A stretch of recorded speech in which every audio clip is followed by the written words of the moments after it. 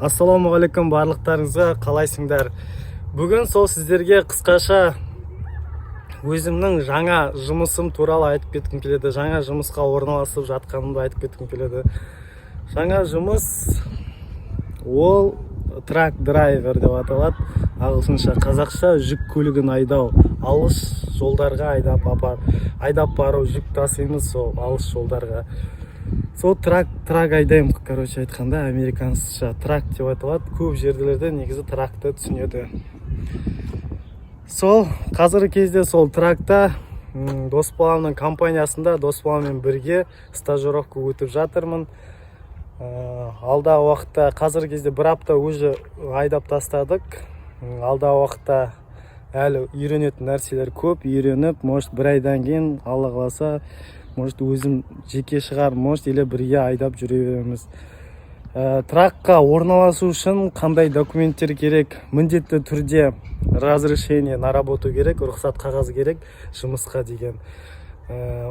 Оны алу мен негізі білмеймін оны қалай алатын, бірақ осында келіп көру керексіздер. Келіп адвокаттармен сөйлесіп, или грин карта болса без проблем жұмыс жасай беруге болады. Орналасу үшін рұқсат қағаз керек. Ең бірінші, вообще Америкада жұмыс жасау үшін всегда рұқсат қағаз керек, легально. Екінші, тракқа орналасу үшін трактың оқуы керек. Трактың оқуы где-то $2000 тұрады. Экзамен тапсырасың, экзамен тоже ағылшынша.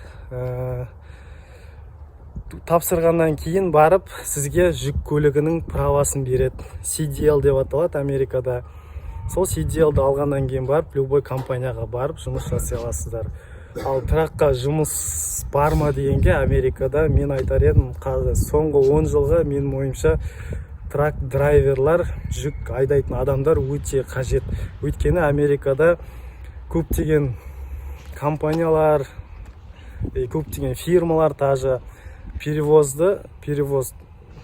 отправка, жүкті апару, алып келулерді бәрін сол үлкен жүк айдайтын адамдар тасиды. Мысалы, Amazon деген үлкен компания, оны бәрі білетін шығар. Amazon компаниясы сол заттарды осындай жүк көлігімен апарады. Мына жақта логистика, жол, трак жақсы дамыған жүк көлік. Ал поезд ол ондай алып бара жатқандай дамымаған Америкада. Біздің Қазақстанда көбінесе поезд жақсы дамыған ғой, ал мына жақта сол трак жақсы дамыған. Сол қазіргі кезде жүк айдайтын адамдар осы 2020 жылдан бастап аптасына 70 сағат айдау керек. 70 сағат айдайсың, 34 сағат демаласың заң бойынша. Одан артық айдауға болмайды. Күніне 11 сағат айдау керек. Тоже одан артық айдауға болмайды. Біздер дос баламыз екеуміз тоже 70-тен 140 сағат айдадық. Енді 34 сағаттан екеумізде демалып жатыр. Қазір сол дос баламыздың үйіне келдім мен. Чикаго жақта, Шамбург қаласы.